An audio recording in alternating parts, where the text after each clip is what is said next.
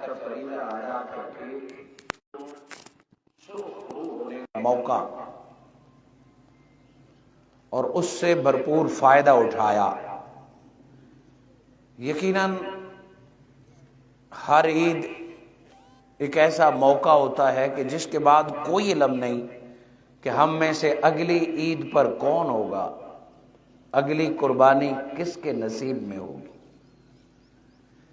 ہر عید پر ہم سیدنا ابراہیم اور سیدنا اسماعیل علیہ السلام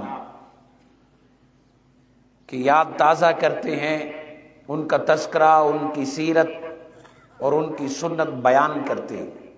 نہ صرف قول سے بیان کرتے ہیں بلکہ امت مصطفیٰ اس پر عمل کرتی ہے. حضرت سیدنا ابراہیم علیہ السلام وہ عظیم ہستی ہیں کہ تمام مذاہب سماوی، یہودیت میں بھی اور عیسائیت میں بھی آپ کا ذکر برابر ملتا ہے. اور سب سے بڑھ کر اسلام اور حضور صلی اللہ علیہ وآلہ وسلم نے نہ صرف حضرت ابراہیم علیہ السلام کے ذکر کو زندہ رکھا بلکہ دین حنیف اور سنت ابراہیمی کو دین مصطفی کا حصہ بنایا. حج ہو، قربانی ہو، دیگر اس طرح کے اہم جہاں سیدنا ابراہیم علیہ السلام کی زندگی کی جھلک نظر آئے گی. حتیٰ کہ میرے آقا صلی اللہ علیہ وآلہ وسلم نے درود پاک بھی وہ پسند فرمایا جس میں آپ کے آباء و اجداد حضرت ابراہیم اور اسماعیل علیہ السلام کا تذکرہ ملتا ہے. ابھی مجھ سے قبل حضرت علامہ مولانا صالح محمد صاحب سیدنا ابراہیم اور اسماعیل علیہ السلام کی قربانی پیش فرما رہے تھے. حاضرین کرام، حضرت ابراہیم اور اسماعیل علیہ السلام نے صرف دمبا ذبح نہیں کیا یا صرف بیٹے کی گردن پر چھری نہیں رکھی، یہ ان کی سب سے بڑی قربانی تھی. وگرنہ سیرت سیدنا ابراہیم علیہ السلام کا ایک ایک لمحہ ہمارے لیے ایک ایک زندگی کا باب ہے. سیدنا اسماعیل علیہ السلام اور ابراہیم علیہ السلام کی سیرت امت مصطفیٰ کے لیے ایک پریکٹیکل ہے، اور اس کو منوان قرآن نے بھی بیان کیا اور مصطفیٰ نے بھی بیان فرمایا. آج حضرت ابراہیم علیہ السلام اور اسماعیل علیہ السلام کی سیرت اور اس قربانی کا جو پیغام آپ کے سامنے رکھنا چاہتا ہوں وہ سورہ ہود ہے. سورہ ہود کی 123 آیتیں ہیں، مگر آیت نمبر 69 سے لے کے 72 تک یہ خاص پیغام دیا گیا ہے جو آج اس عید کے موقع پر آپ تک پہنچانا چاہتا ہوں. اس میں دو اہم پیغام ہیں. اللہ کرے کہ جتنا ہمارے پاس وقت ہے اس میں ہم دونوں کو 15 منٹ ہے ہمارے پاس، آپ بھرپور توجہ سے سنیں گے جو تشریف لے آئے. اس آیہ مبارکہ میں اللہ رب العزت نے حضرت ابراہیم علیہ السلام کا ایک خاص مقام بیان فرمایا اور وہ ہے مہمان نوازی. سورہ ہود میں اللہ رب العزت نے فرمایا وَلَقَدْ جَاءَتْ رُسُلُنَا إِبْرَاهِيمَ، اور جب ہمارے بھیجے ہوئے ابراہیم علیہ السلام کے پاس گئے. اللہ رب العزت نے فرشتوں کو ابراہیم علیہ السلام کے پاس بھیجا. نبیوں کے پاس فرشتوں کا آنا کوئی نئی بات نہیں ہے. نبیوں کے پاس فرشتے آتے ہیں مگر نوری صورت میں آتے ہیں، وہ نبی کے بغیر کسی کو نظر نہیں آتے. مگر آج جو فرشتے حضرت ابراہیم علیہ السلام کے پاس آئے وہ بشر بن کے آئے، یعنی جو صورت اور پیکر ہمارا ہے اس صورت میں ابراہیم علیہ السلام کے پاس آئے. بالبشرا، وہ آئے تھے خوشخبری سنانے. قالوا سلاما، ان فرشتوں نے کہا السلام علیکم، یعنی وہ فرشتے عالم نور اور عالم ملائکہ سے آئے اور بشر بن کے آئے اور حضرت ابراہیم علیہ السلام کے پاس داخل ہوئے تو فرمایا السلام علیکم. قال سلام، ابراہیم علیہ السلام نے بھی وعلیکم السلام کا جواب دیا. یہ پہلی سنت ابراہیمی بتا رہی ہے کہ یہ السلام علیکم یہ نئی بات نہیں ہے، یہ وہ کلمات ہیں کہ رب جب فرشتے زمین پہ بھیجتا ہے تو انہیں بھی یہی سکھا کے بھیجتا ہے کہ زمین پر سب سے بڑی دعا اگر بشر کو دینی ہے، جو سب سے خوبصورت دعا ہے وہ یہی ہے السلام علیکم، تم پر سلامتی ہو. یعنی فرشتے بھی زمین پر آئے تو کچھ بھی کہہ سکتے تھے, یہ بھی کہہ سکتے تھے اللہ کا تجھ پہ سلام, اللہ تجھے سلام کہہ رہا ہے, اللہ کی رحمت, مگر انہوں نے لفظ سلام آ کے چنے تاکہ قیامت تک ابراہیم علیہ السلام کا جب بھی تذکرہ ہو ساتھ السلام علیکم کا سبق بھی پکتا رہے. سلام کرنے والے کو بھی اللہ اجر عطا فرماتا ہے. زیادہ سلام کرنے والے کے ہیں, اگر 10 نیکیاں ہیں تو 9 نیکیاں سلام میں پہل کرنے والے کی ہیں. جو السلام علیکم کہتا ہے, چونکہ جو پہلے سلام کہتا ہے یہ وہ بتاتا ہے کہ اس کے اندر غرور نہیں ہے, اس کے اندر تکبر نہیں ہے, یہ اپنے آپ کو بہت بڑا نہیں سمجھتا. سو جس کے اندر عاجزی ہوتی ہے, جس کے اندر ایمان کی خوبصورتی ہوتی ہے, وہ پہلے مسکراتا بھی ہے. مسکرا کے سلام کرنا سنت مصطفیٰ ہے, مسکرانا صدقہ مقبول ہے. اور السلام علیکم کہہ کے زمین سے عرش تک بندہ جواب دے نہ دے, فرشتے جواب دے دیتے ہیں کہ تو نے امتی کو سلام کہا ہے, سارے امتی فرشتے تجھے سلام کہتے ہیں. سو سلام میں پہل کیا کریں. سلام میں پہل عاجزی, انکساری اور بندے کے بڑے پن کا اظہار ہے. جو جواب دیتا ہے وہ تو پابند ہو جاتا ہے, وہ تو فریضے کا جواب دے رہا ہے, اس لیے اس کا ثواب پہلے والے سے کم ہے. جب سلام جواب ہو گیا فما لبثت ان جاء, بس آپ نے دیر نہ کی, بعجل حنیذ, دیر نہ کی اور روسٹ بچڑا لے آئے, بھنا ہوا بچڑا لے آئے. یعنی آپ نے ان کو مہمان سمجھا. وہ جو ہی آئے ابراہیم علیہ السلام نے انہیں بھنا ہوا گوشت دے دیا, بچڑا پورا رکھ دیا. بہت توجہ سے یہاں سے آگے سنانا چاہوں گا کہ سلام کیا, مہمان بیٹھے, آپ نے دیر نہ کی. قرآن نے کہا اب اتنی دیر تو لگتی ہوگی سرو کرنے میں اگر پہلے سے تیار کر کے رکھا ہے. اگر ہم یہ مان لیں کہ ابراہیم علیہ السلام نے بچڑا, جسے آپ بچہ کہتے ہیں, تیار سارا روسٹ ہے, یا تو آپ کہہ لیں معجزتاً تیار کیا فوراً, یا دوسری جو قرینے قیاس ہے کہ آپ نے روسٹ پہلے سے کیا. آپ کہیں گے پہلے سے کیوں کیا؟ چونکہ سیدنا ابراہیم علیہ السلام پہلے سے مہمان نواز تھے. آپ کوئی کھانا بغیر مہمان کے نہیں کھاتے تھے. آپ بیٹھے رہتے جب تک کوئی بندہ نہ ملتا, اس وقت تک تنہا کھانا نہ کھاتے. آپ مہمان نوازی کے اجر سے واقف تھے, برکت سے واقف تھے, اور جانتے تھے کہ مہمان کی خدمت کرنے سے رب راضی ہوتا ہے. مہمان اللہ کی رحمت ہوا کرتا ہے, مہمان رب بھیجتا ہے, کبھی آزمائش کے طور پر, کبھی عطا کے طور پر. ہر مہمان کھانے نہیں آتا, کچھ مہمان رب کی رحمتیں دینے آتا ہے, کچھ مہمانوں کے صدقے اللہ برکتیں دیتا ہے, دعائیں قبول کرتا ہے. سو مہمان کسی صورت میں بھی آئے, ایون کہ جس مذہب کا آئے, اسے فضول مت سمجھو. مہمان جب بھی آئے اسے رب کی طرف بھیجا ہوا سمجھو. ابراہیم علیہ السلام جتنی طاقت اللہ نے دی تھی وہ پہلی سے تیاری کر کے رکھتے. آج بھی بچڑا تیار تھا اور آتے ہی مہمانوں کے سامنے رکھ دیا, چونکہ وہ مہمان فرشتے تھے اور انسانی صورت میں آئے. اس پوائنٹ کو یہاں یاد رکھیں. میں درمیان والی بات بتاتا ہوں کہ مہمان نوازی حضرت ابراہیم علیہ السلام کی بھی سنت ہے, اور میرے آقا نے بھی حکم دیا. نہ صرف حکم دیا بلکہ قرآن میں 3 مقامات پر مومن کی جو صفات آئی ہیں کہ مومن وہ ہے جو اللہ رسول کی بات مانتا ہے, ایمان والا مہمان کی خدمت داری کرتا ہے, مہمان نوازی کرتا ہے. یہ مومن کی پہچان ہے. کس مہمان کی خدمت کرنی چاہیے اور مہمان کی کس طرح خدمت کرنی چاہیے؟ ایک دن تو آپ تکلف کریں. جو 24 گھنٹے ہیں قرآن نے اسے جائزہ کا لفظ دیا کہ مہمان آئے اس کے سٹیٹس کو نہ دیکھیں, اس کے خاندان کو نہ دیکھیں, ایون کہ اس کے مذہب کو نہ دیکھیں. پہلے دن مہمان آئے تو 24 گھنٹے اللہ رسول نے فرمایا اسے وی آئی پی سمجھ کے اپنی طاقت سے بھی زیادہ اظہار کرو, یعنی تکلف کرو. 24 گھنٹے کے بعد 2 دن اپنی طاقت کے مطابق اسے خدمت کرو.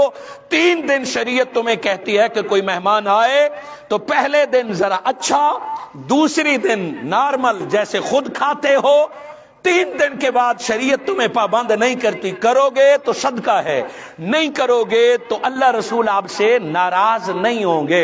सो टेक्निकली शरी मेहमान 3 दिन का होता है, इसके बाद वो बताएगा और मालिक मकान या मेजबान से इजाजत लेगा कि मैं और दिन रहना चाहता हूं, आप इजाजत देते हैं, मेरा काम नहीं हुआ, मैं रहना चाहता हूं। अगर दे देगा तो हुजूर सल्लल्लाहु अलैहि वसल्लम ने फरमाया सदका है, सवाब है, नहीं देगा तो गुनाहगार नहीं। मगर पहले मुंह पहले दिन अगर माथे के तेवर से मेहमान से मिले भी सही तो यह भी गुनाह है, और बाज मुफस्सिरीन कहते हैं गुनाह कबीरा है, कबायर में से शामिल किया कि घर में आए हुए मोमिन की तजहीक की, उसे न मिले माथे पे सिलवट, चूंकि अल्लाह रसूल फरमा रहे हैं कि मेहमान की ज़ियाफत करो।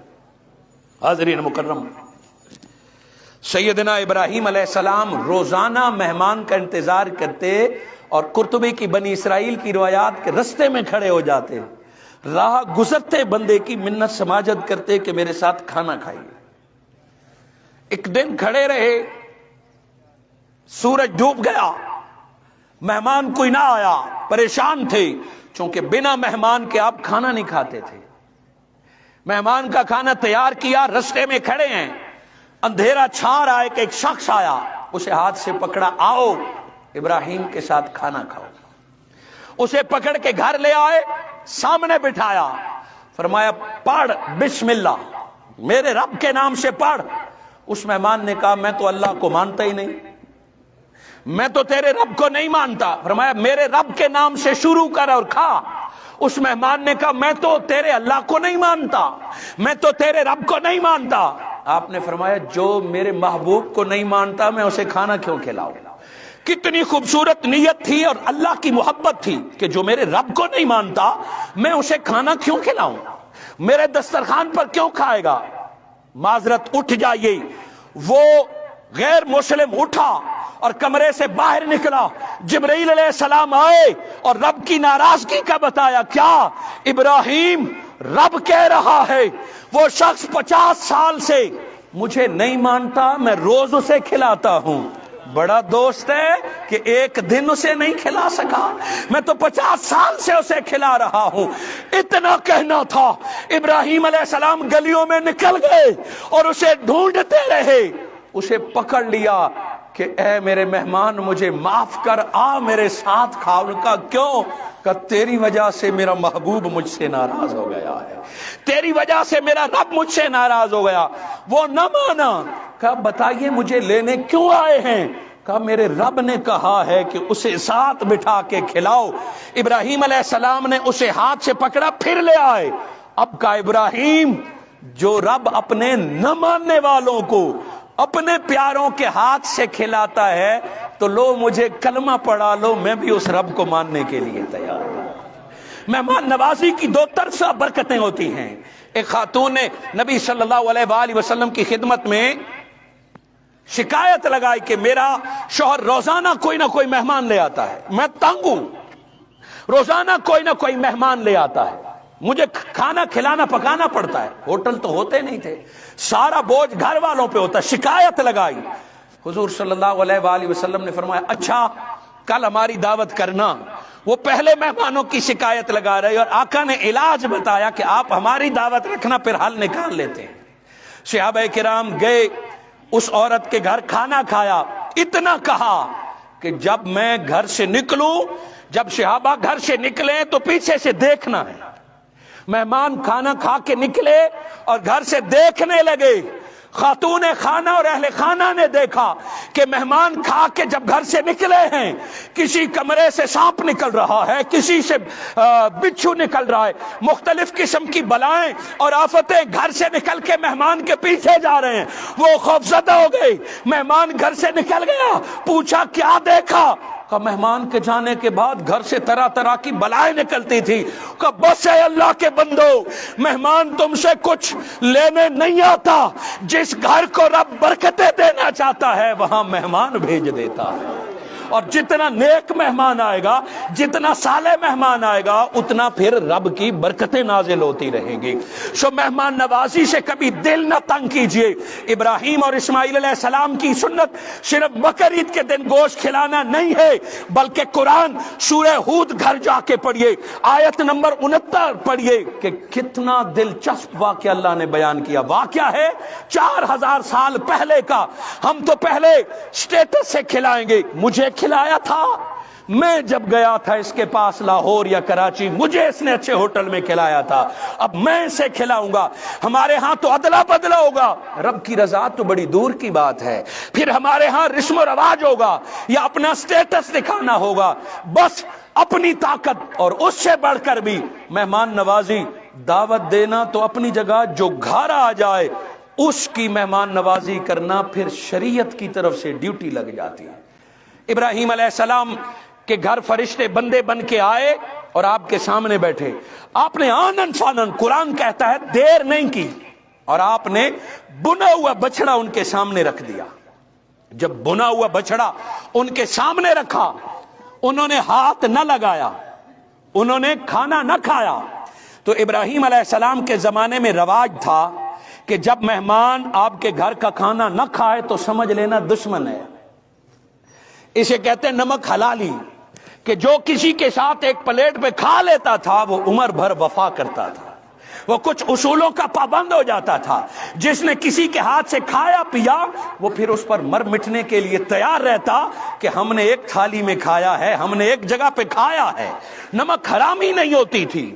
ابراہیم علیہ السلام نے جب فرشتوں کے سامنے بھنا ہوا روسٹڈ بچڑا رکھا، انہوں نے ہاتھ کھینچ لیے۔ ابراہیم علیہ السلام، یہ قرآن کے لفظ ہیں، کوئی کمزور روایت نہیں ہے، کوئی قصہ کہانی نہیں ہے۔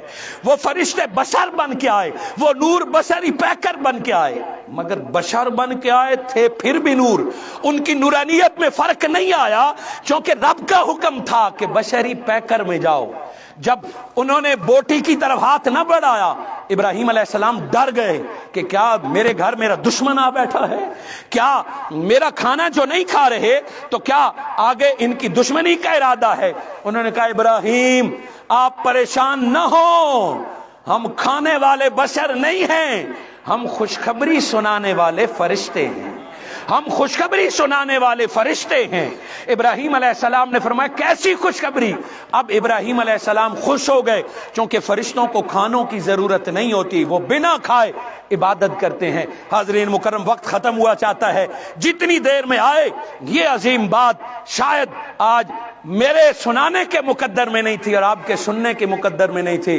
ابراہیم علیہ السلام کو انہوں نے خوشخبری سنائی کہ آپ کی عمر 120 سال ہو گئی ہے، مگر ہم خوشخبری لائے ہیں کہ اللہ آپ کو بیٹا عطا فرمائے گا۔ آپ اولاد نہ تھی آپ کی، یہ جس چھریوں کی بات کرتے ہیں یہ اس کی بیس ہے، وہ جس قربانی ہے یہ اس کی بیس ہے۔ اندر آپ کی زوجہ حضرت سارہ ہنس پڑی، میں 80 سالہ، شوہر میرا 120 سالہ، اب کیسے اولاد پیدا ہوگا؟ تو اللہ رب العزت، فرشتوں نے فرمایا رب بڑا قادر ہے۔ بات ختم کرتا ہوں، آخری 2 منٹ آپ سے لوں گا، وقت 43 منٹ ہو گئے ہیں، 2 منٹ آپ کے پاس ہیں، مگر آپ کی وساطت سے ان لوگوں تک پیغام جو آج نہیں آئے، اور وہ بھی حضرت ابراہیم علیہ السلام کی سیرت سے۔ بیٹے مہمان نوازی کی بات ہو گئی، گو کہ اس موقع پر پھر کسی دن تفصیلی خطاب ہوگا۔ ابراہیم علیہ السلام نے پوچھا ویسے آئے کیسے ہو؟ مہمان آپ کے گھر آتا ہے تو آپ پوچھتے ہیں نا کام کیا ہے، کیسے آئے ہو؟ انہوں نے کہا قوم لوط کی طرف جا رہے ہیں اور عذاب لے کے جا رہے ہیں، قوم لوط کی طرف عذاب لے کے جا رہے ہیں۔ ابراہیم علیہ السلام، چونکہ پیغمبر ہمیشہ رحیم ہوتا ہے، پیغمبر ہمیشہ امت پر کریم ہوتا ہے، فرمایا عذاب کیوں؟ انہیں موقع دیا جائے توبہ کا، انہیں وقت دیا جائے۔ فرشتوں نے کہا ان کا پیغمبر لوط ہے علیہ السلام، وہ بھی حضرت ابراہیم علیہ السلام کے رشتہ دار تھے، ان کو ہم کئی وارننگ دے چکے ہیں، کئی موقع دے چکے ہیں، مگر ایک ایسا گناہ ہے وہ جو چھوڑنے کے لیے تیار نہیں ہے۔ پھر فرمایا آج ان پر زمین الٹ دی جائے گی، آج دشمن آسمان گرا دیا جائے گا، آج ان پر پتھر برسا دیے جائیں گے، آج ان کے ٹکڑے ٹکڑے۔ ابراہیم علیہ السلام لڑنے لگے، قرآن نے لفظ استعمال کیا ہے سورہ ہود میں۔ فرمایا کیوں اتنا سخت عذاب دے رہے ہو؟ کیا معافی کی صورت نہیں ہے؟ کیا کوئی موقع نہیں ہے؟ انہیں کوئی ایک موقع دیا جائے۔ فرمایا ابراہیم بس کر، رب نے فیصلہ کر لیا ہے۔ کیوں؟ ان کا گناہ ایسا ہے کہ اب اتنے موقعوں کے بعد کوئی موقع نہیں۔ کیا گناہ ہے؟ دل پہ ہاتھ رکھ کے قرآن کے لفظ سنیں۔ عموماً یہ باتیں ممبروں پر کرنے سے علماء شرماتے ہیں یا اسے عیب سمجھتے ہیں کہ کیوں اتنا سخت عذاب کہ انہیں زمین میں دھسا دیا جائے گا، آسمان گرا دیا جائے گا، پتھر گرا دیے جائیں گے۔ فرمایا وجہ یہ ہے وہ لونڈے باز ہیں، وہ بچے باز ہیں، اپنی قوم کی بیٹیوں کو چھوڑ کر وہ لڑکوں کے پیچھے بھاگتے ہیں۔ بچوں والی بیماری ان میں آ گئی ہے، وہ اپنے وسائل، اپنا ایمان، سب کچھ لونڈے بازی پہ خرچ کر رہے ہیں۔ وہ خوبصورت بچوں کی خاطر داؤ پہ سب کچھ لگا چکے ہیں، اور یہ بات اللہ کو سخت ناپسند ہے۔ لعنت ہے ان لوگوں پر۔ زنا ویسے جرم ہے، مگر اس کام سے اللہ نے سختی سے منع کیا ہے۔ کئی بار ان کے پیغمبروں نے سمجھایا، مگر یہ لونڈے بازی وہ نہیں چھوڑ رہے، بچے بازی وہ نہیں چھوڑ رہے، اس لیے آج ان کو صفحہ ہستی سے مٹانے کا رب نے فیصلہ فرما لیا۔ آج اپنے آس پاس نگاہ اٹھائیں، یا ادھر ادھر سے جو لوگ آتے ہیں، یہ بیماری یہاں کتنی ہے اور وہ کیوں فروغ پا رہی ہے، اور کیوں سوشل میڈیا کو لونڈے بازی کے لیے استعمال کیا جا رہا ہے، کیوں بچے بازی کو پروموٹ کیا جا رہا ہے، تماشوں کے نام پر، ٹک ٹاک کے نام پر، آخر کیوں اندر کا گند نئی نسل تک پہنچایا جا رہا ہے۔ آج اگر اس کو آپ نہیں روکیں گے، غلطی انسان سے ہوتی ہے، ہو جاتی ہے۔ انسان حسن پسند ہے، مگر حسن پسندی کا معنی یہ نہیں کہ اسے غلط رستے میں اختیار کیا جائے۔ اگر کسی کا حسن پسند آیا ہے تو اسے بھائی بنا لو، اگر کسی کی قد کاٹ پسند آیا ہے تو اسے بیٹا بھتیجا بنا لو، اسے کاروبار میں مدد کر لو، اس کے تعلیم میں مدد کر لو، اس کے ساتھ ایک پرخلوص ایمان والا رشتہ بنا لو، اسے نماز روزہ سکھاؤ۔ کیا محبت کا ایک ہی اظہار ہے جو آج کل فیشن بن چکا ہے؟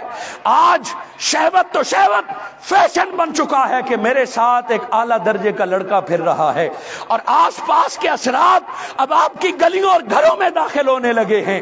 اے سنت ابراہیمی میں بکرے ذبح کرنے والوں، اسماعیل علیہ السلام نے بیٹے کی گردن پر چھری رکھی تھی، کیا آپ اپنے بیٹے کو غلط کام سے نہیں روک سکتے؟ چندے والے ساتھی میرے اٹھیں اور محبت اور اس کے ساتھ جلتی چندہ کریں۔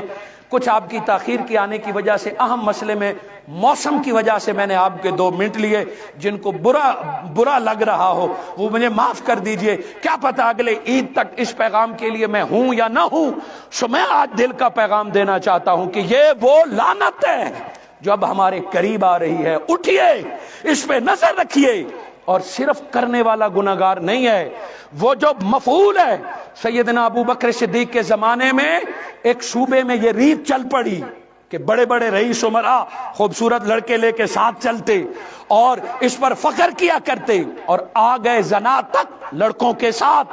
انہوں نے حضرت ابو بکر صدیق کو خط لکھا کہ اس جرم کی کیا سزا ہے۔ حضرت ابو بکر صدیق نے میٹنگ بلائی، سب سے سخت فتویٰ جو دیا حضرت علی شیر خدا نے دیا۔ آپ نے فرمایا کہ یہ لڑکے کے ساتھ غلط کام کرنے والے کو قتل کر دیا جائے۔ فرمایا جس کے ساتھ کیا ہے کا جبرن کیا ہے تو اسے چھوڑ دیا جائے، کروانے والا خود راضی ہوا ہے تو اسے بھی قتل کر دیا جائے۔ یہ حضرت علی نے اس وقت سیدنا ابو بکر صدیق کو، مگر حضرت ابو بکر صدیق نے آرڈر جاری نہیں کیا۔ فرمایا کیس ٹو کیس دیکھا جائے گا کہ معاملات کیا ہیں۔ یہ ایک پورا طویل باب ہے جس پر کتابیں لکھی جا سکتی ہیں۔ میں نے آپ کو فقط قرآن و حدیث سے، آپ سورہ ہجر پڑھیں، حضرت لوط علیہ السلام کے قصے پڑھیں۔ کیا آج نماز روزہ کر کے اور اس طرح کے غلط کاموں میں آپ کیا سمجھتے ہیں رحمتیں نازل ہوگی؟ آج اگر ہم پر عذاب رکا ہوا ہے تو وہ حضور کے صدقے رکا ہوا ہے، وگرنہ آس پاس یہ کام عذاب والے ہو رہے ہیں۔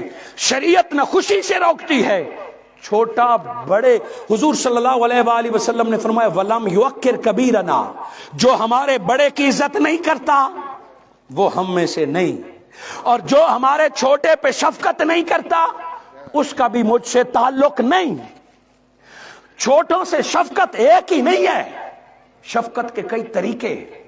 آئیے اس پر نظر رکھیے کہ قرآن میں اللہ رب العزت نے یہ ذکر کیا، اس بیماری کو روکنا ہے، اس سلسلے میں مہم چلانا ہے۔ اگر باہر کے اثرات آتے ہیں اور اس کے نقصانات، قتل و غارت، لڑائی جھگڑے، خاندانی تفاخر، یہ سب کچھ اسی میں شامل ہو جاتا ہے۔ آپ دیکھیں مقابلہ بازی ہے، گھروں میں طلاقیں ہو رہی ہیں چونکہ شوہر کا رجحان چینج ہو چکا ہے، وہ اپنی جائز بیوی کو ان گندے لوگوں کی وجہ سے وقت نہیں دے رہا، گھر والوں کے ساتھ لڑائی، حلال کی کمائی ان پہ خرچ، کاروبار ان پر، سب کچھ، اور پھر رات 2 بجے تک جاگنا فنکشن کے نام پر، تماشے کے نام پر۔ ان فنکشن اور تماشوں میں 80% کیا کام ہوتا ہے؟ ہم نے کئی جائز کاموں کو اسی طرح ناجائز کر دیا ہے۔ میلے ٹھیلے عیدوں پر ہر جگہ دیکھ لیں، کیا سیلیبریشن کی صرف یہی صورتحال رہ گئی ہے؟ سو میرے پیارے بھائیوں، اس موقع پر کہ ہم ہر بار حضرت اسماعیل کے بکرے کی بات کر لیں، چھری کی بات کر لیں، یہ بھی قرآن کی تعلیمات ہیں۔ میں نے فقط اشارے دیے ہیں، پورا باب اپنے علماء سے سیکھیے، اساتذہ سے سیکھیے۔ آج 2 باتیں بتائیں۔ مہمان نوازی، کہ جس کے گھر میں مہمان آ جائے سمجھ لو اللہ نے تمہارے گھر میں آج رحمت کا پیکج بھیج دیا، اور جس کے دل میں یہ خیال پیدا ہو رہا ہے کہ اسے کوئی اس طرح کی عادت پڑ رہی ہے، وہ توبہ کرے، مسجد جائے، رات کو جاگے، اللہ اس عذاب سے مجھے نجات دلا، وگرنہ نسلیں برباد ہو جاتی ہیں، نسل میں برکت ختم ہو جاتی ہے، پیدا ہونے والی اولاد بھی تجھے بدنام کرنے والی پیدا ہوگی۔ اور ٹٹ فار ٹیٹ ہے، یہ دنیا کا مقولہ نہیں، یہ شریعت ہے۔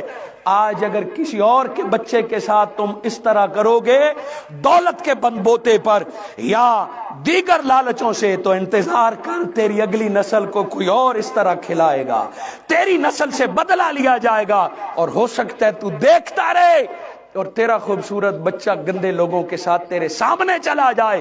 یہ تیرے جوانی کے گناہ کا اثر تھا۔ آئیے دعا کرتے ہیں۔ میں نے جو آپ کے 5 منٹ آج موسم کی وجہ سے لیے، اللہ اس کی برکت آپ کو عطا فرمائے۔ قربانی کیجئے، محبت سے کیجئے، مہنگائی کا زمانہ ہے، جنہوں نے کر لی انہیں مبارک ہو، جنہوں نے نہیں کی بالکل پریشان نہ ہو، یہ آپ کا میرا قصور نہیں ہے، مہنگائی ایسے آتی رہی ہے۔ صحابہ کا بھی وہ دور تھا کہ وہ بھی نہیں کر سکے، مگر مبارک ہو، میرے آقا نے 100 اونٹ ذبح کیے تھے، آخری دفعہ 73 اونٹ اپنے ہاتھ سے، اور پھر حضرت علی شیر خدا کو چھری دی کہ میری طرف سے باقی اونٹ ذبح کر دیجئے۔ آقا سے پوچھا گیا یہ کیسی عیدیں ہیں؟ آقا نے فرمایا میرے وہ غریب امتی جو عید نہیں کر سکتے، میں محمد ان کی طرف سے عید کر رہا ہوں۔ سو کریم آقا انشاءاللہ حشر میں بھی اسی طرح کرم فرمائیں گے۔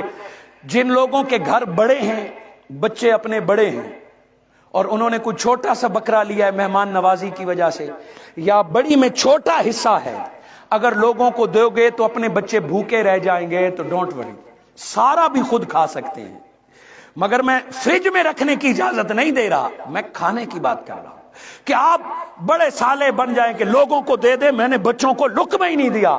یہ پہلے آپ کے بچوں کو کھلانے کے لیے، پہلے اپنے گھر والوں، وہ جو 3 حصے ہیں یہ اعلیٰ صورت ہے، خوبصورت ہے، 3 حصے کریں، لیکن اگر آپ کا ایک حصہ پورا نہیں ہوتا دوسرا حصہ بھی لے لیں۔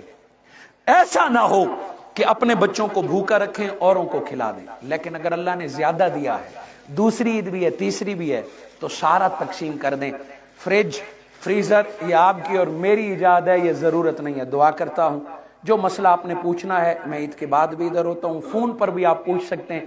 دین کے معاملے میں میں آپ کے ہر فرد کا خادم ہوں، نوکر ہوں، دین کے معاملے میں جس وقت آپ چاہیں فون بھی کر سکتے ہیں، مجھے رستے میں روک کے پوچھ بھی سکتے ہیں۔ اللہ آپ کو اور مجھے یہ خوبصورت منظر ہمیشہ دکھائے۔ دعا کریں ہماری یہ عید نظر بد سے بچی رہے، شرارتوں سے بچی رہے، یہ یونٹی اسی طرح ہے، ہم نہ رہیں، میرے گاؤں کی یہ پہچان رہے کہ پورا گاؤں مسلکوں سے اختلاف سے بالا تر ہو کہ ایک جگہ عید پڑتا ہے. دوستو پورے ڈسٹرکٹ میں واحد یوسی ہے. یہ ہمارا اعزاز باقی ہے, اسے زندہ رکھیے, باقی رکھیے, جگہ کافی ہے. چار دیواری سے باہر کھڑے ہو جائیے, میں زندہ ہوں یا نہ ہوں, مگر اس ریت کو نہ توڑیے, اسے کوشش کیجیے اگلی نسل تک منتقل رہے. جزاک اللہ خیر.